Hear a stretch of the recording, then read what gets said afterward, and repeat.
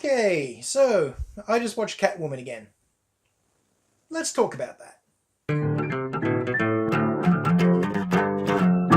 Okay, so Catwoman was released in July of 2004.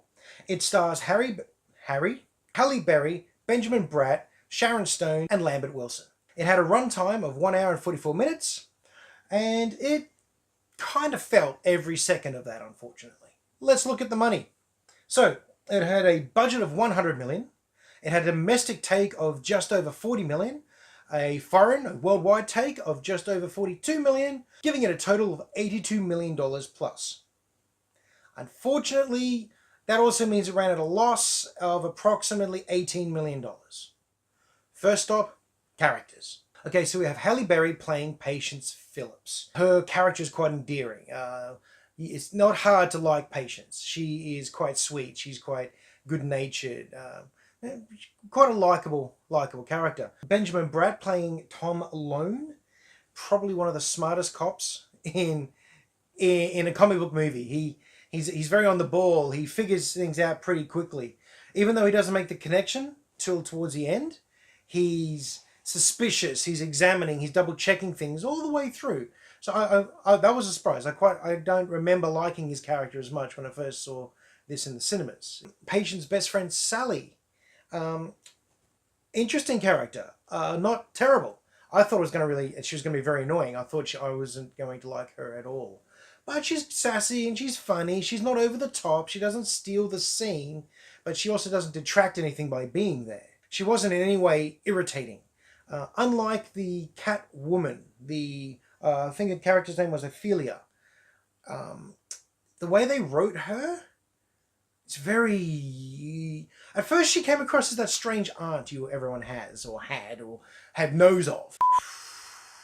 She's so softly spoken and so dramatically spoken and just drew everything out. And it was really, really kind of irritating by the end of it. I was glad not to have to see her again after her second scene. Then you've got the villains. You've got George Hedaya, played by Lambert Wilson.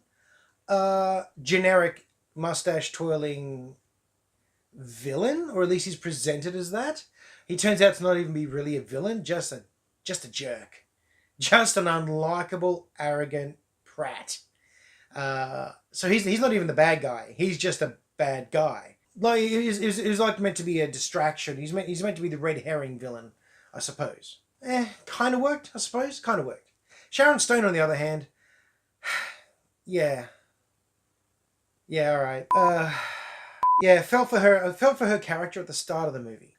Her world's crumbling around her. She's too old to be a poster girl for a beauty product company. Sharon Stone, I mean, come on. Opportunities passing by. She's been replaced by this younger one. Not necessarily a better looking one, but just being replaced. So you got to feel for her a bit. And then they further her character, but not much. Not in a way that you really enjoy. Kind of get tired of seeing her on the screen as well. She's here, she's the villain. Just not great. Not great. Quick editing note, while I'm sitting here working on this video, I've remembered that Sharon Stone her character had one special superpower, which was to take an absolute beating and swing a pipe around. So she didn't even have any good superpowers. A couple of other pop-up characters. Another artist in the room. Not much to do with it. Doesn't ruin any scene. I quite like it. Would have liked to see more of him, actually. Then you've got the villain's two henchmen, Mook 1 and Mook 2. They are uninspired, bland background characters. They're nothing, really.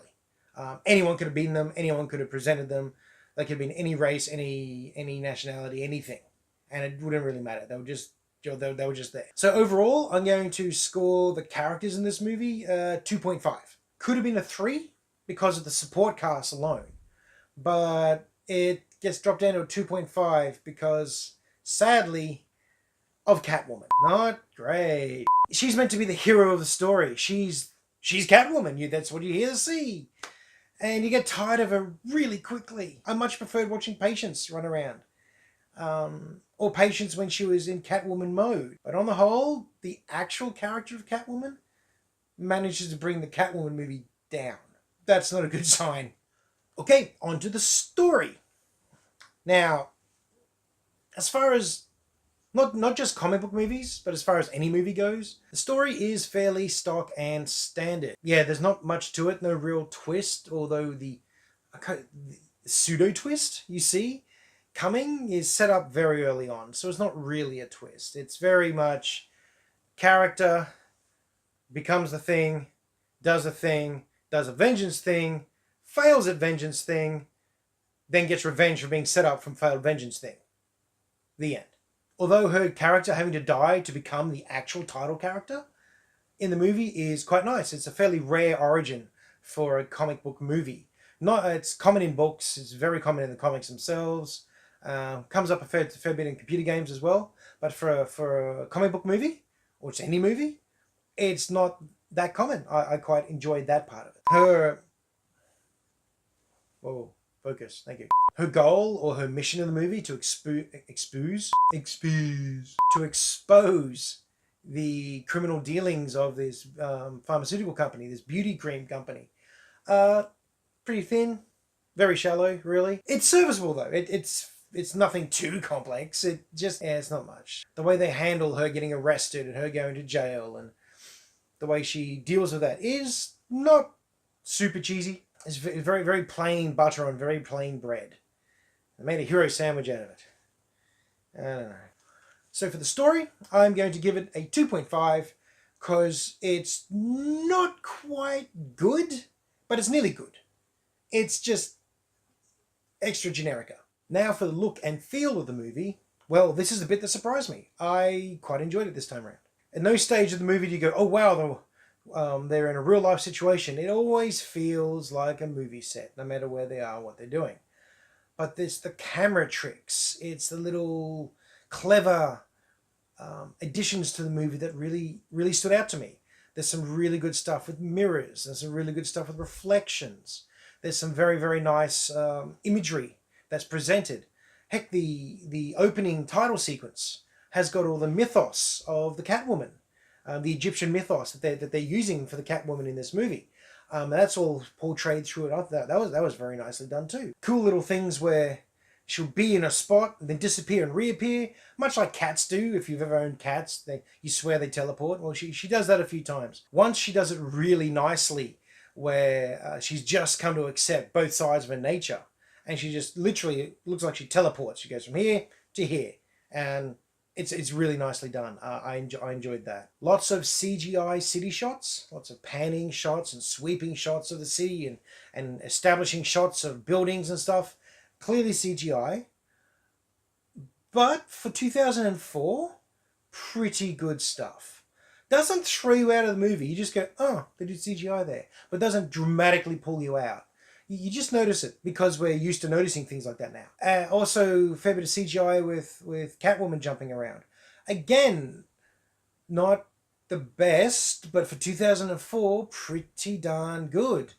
Almost seamless in some parts. The only reason you know it's CGI is because you can't do that. People can't do that.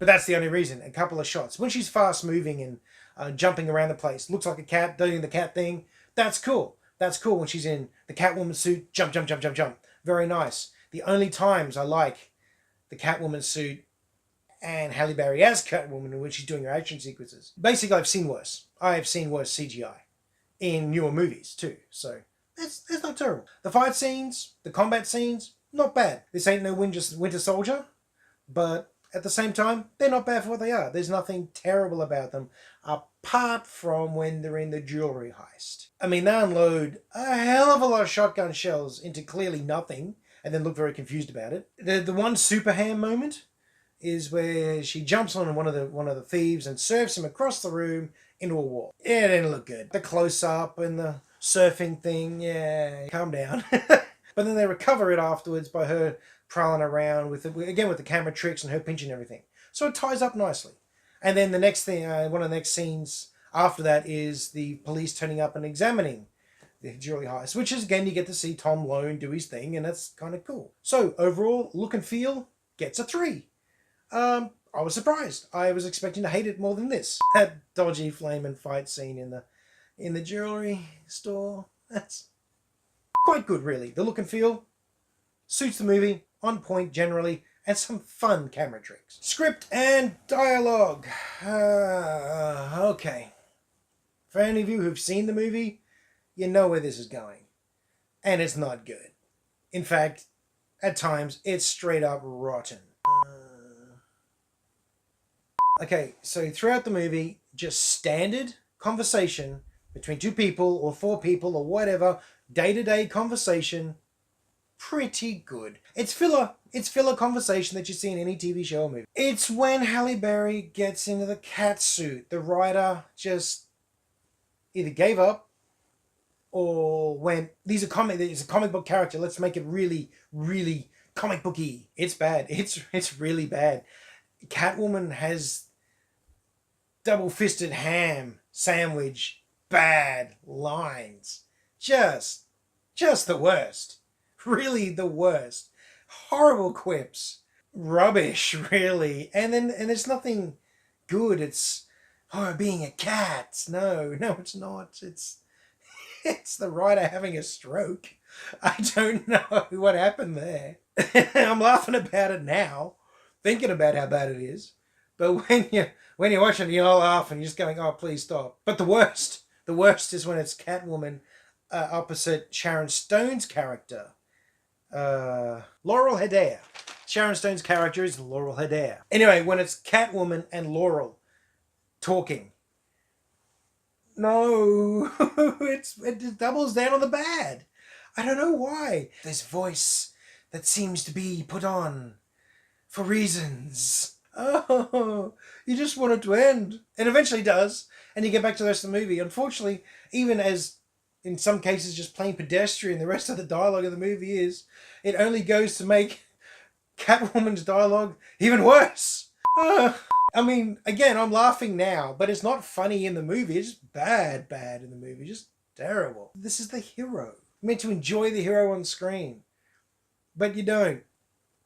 You actually want her to go back to Patience Phillips running around. That's the sweet part of the movie when she's doing that. And you get Catwoman who's like, great. Yeah, I don't know. When Catwoman's walking around, she's got this cat-like strut, I'm supposed it's meant to be.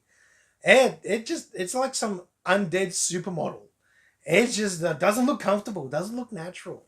Maybe it's the pants. Maybe it's the horrible leather pants. Maybe they're too tight.